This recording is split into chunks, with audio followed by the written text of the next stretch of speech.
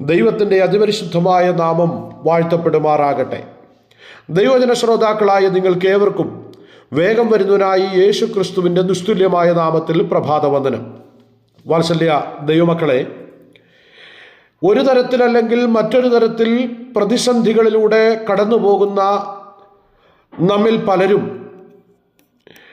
ഇതിൽ നിന്നെങ്ങനെ ഒന്ന് മറികടക്കാൻ കഴിയും എന്ന് വിചാരിക്കുന്നവരായിരിക്കാം. പലപ്പോഴും ജീവിത സാഹചര്യങ്ങൾ നമ്മളെ കുത്തിനോവിക്കുന്ന അനുഭവങ്ങൾ കടന്നു വരാറുണ്ട്. നിരാശയുടെ അനുഭവങ്ങൾ ജീവിതത്തിൽ കടന്നു വരാറുണ്ട്. എന്ന് എൻ്റെ ജീവിതത്തിൽ ഇതൊക്കെ ഒന്ന് മാറും കർത്താവേ എന്ന് ആ വേദനയുടെ കയത്തിൽ കിടന്ന് പലപ്പോഴും ദൈവത്തോട് ചോദിച്ചവരും ഉണ്ടായിരിക്കാം.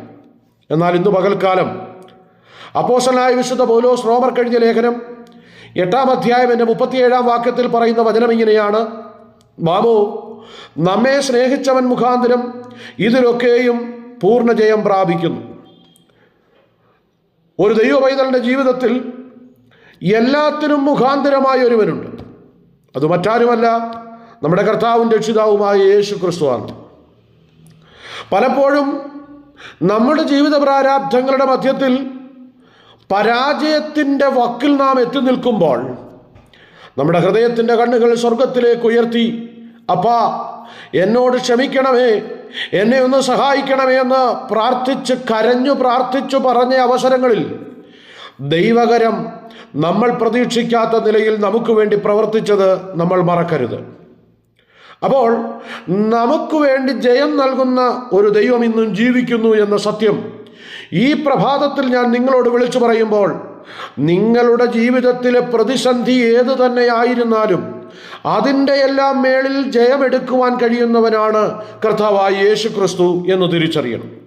അതുകൊണ്ടാണ് 1 കൊരിന്ത്യർ ലേഖനം 15-ാമത്തെ അധ്യായം 57-ാം വാക്യം പറയുന്നത്: നമ്മുടെ കർത്താവായ യേശു ക്രിസ്തു മുഖാന്തരം നമുക്ക് ജയം നൽകുന്ന ദൈവത്തിന് സ്തോത്രം.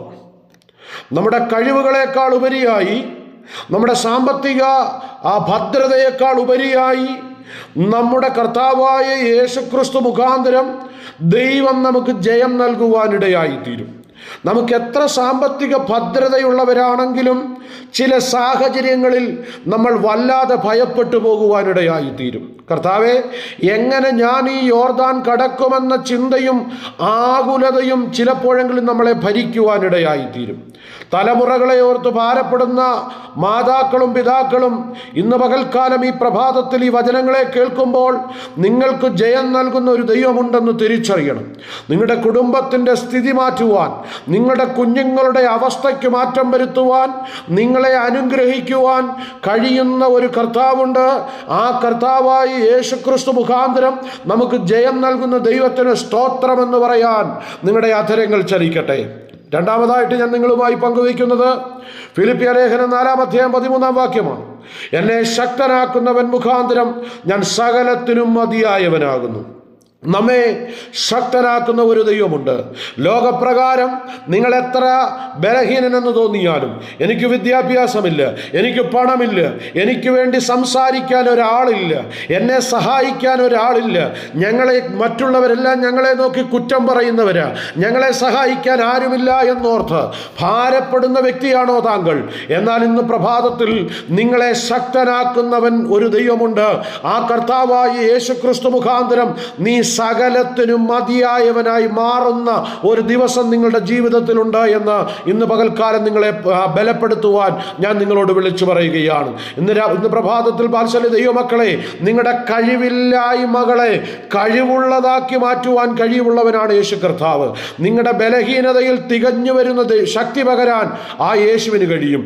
നിങ്ങളുടെ മാനസിക സംഘർഷങ്ങൾ മാറ്റി നിങ്ങളെ സന്തോഷം ഉടുപ്പിക്കുവാൻ ആ ദൈവത്തിന് കഴിയും. നിങ്ങളുടെ സാമ്പത്തിക ബുദ്ധിമുട്ടുകൾ മാറ്റി നിങ്ങൾക്കൊരു പുതുവഴി തുറക്കുവാൻ ആ കർത്താവിന് കഴിയും. അതുകൊണ്ട് ദൈവത്തിൽ പ്രത്യാശ വയ്ക്കുക. ഒരു ദൈവ പൈതൽ എന്നുള്ള നിലയിൽ നിങ്ങൾ ദൈവത്തിൽ പ്രത്യാശ വയ്ക്കുക. യേശുക്രിസ്തു മുഖാന്തരം എനിക്കിത് സാധിക്കും. യേശുക്രിസ്തു മുഖാന്തരം ഞാൻ ജയിക്കും. യേശുക്രിസ്തു മുഖാന്തരം ഞാനിത് നേടും. യേശുക്രിസ്തു മുഖാന്തരം എനിക്കിത് ലഭിക്കും. യേശുക്രിസ്തു മുഖാന്തരം ഞാൻ സൗഖ്യമാകും. യേശുക്രിസ്തു മുഖാന്തരം ഞാൻ ജീവിക്കും. യേശുക്രിസ്തു മുഖാന്തരം എൻ്റെ തലമുറ അനുഗ്രഹിക്കപ്പെടും. ആവർത്തിച്ചുരുവിട്ട് ദൈവസന്നിധിയിൽ നിങ്ങളിത് പ്രഖ്യാപിക്കുന്നെങ്കിൽ നിശ്ചയമായും ഇത് ജീവിതത്തിൻ്റെ ഒരനുഗ്രഹത്തിൻ്റെ നാഴികക്കല്ലായി മാറും എന്നതിന് യാതൊരു സംശയവുമില്ല. അതുകൊണ്ട് ഈ പ്രഭാതത്തിൽ എന്നെ കേൾക്കുന്ന വാത്സല്യ ദൈവമക്കളോട് ഞാൻ പറയുന്നു, എന്നെ ശക്തനാക്കുന്നവൻ മുഖാന്തരം ഞാൻ സകലത്തിനും മതിയായവനാകുന്നു എന്ന ഉറപ്പും ധൈര്യവും നിങ്ങളെ ക്രിസ്തുവിൽ ഉറച്ചു നിൽക്കുവാനിടയാക്കി തീർക്കട്ടെ. ഏത് പ്രതിസന്ധിയുടെ മുൻപിലും, ഏത് പ്രതികൂലത്തിൻ്റെ മുമ്പിലും എന്നെ ശക്തനാക്കുന്നവൻ മുഖാന്തരം, യേശു ക്രിസ്തു മുഖാന്തരം ഞാൻ സകലത്തിനും മതിയായവനാകുന്നു എന്ന് ലോകത്തോട് പ്രഖ്യാപിച്ച് യേശു ക്രിസ്തു നൽകുന്ന നന്മകളും അനുഗ്രഹങ്ങളും പ്രാപിക്കുവാൻ ഈ പ്രഭാതത്തിൽ ഞാൻ നിങ്ങളെ ആഹ്വാനം ചെയ്യുന്നു. ഈ വചനങ്ങളാൽ സർവശക്തനായ ദൈവം നമ്മളെല്ലാവരെയും ധാരാളമായും സമൃദ്ധിയായും അനുഗ്രഹിക്കട്ടെ. ആമേൻ, ആമേൻ, ആമേൻ.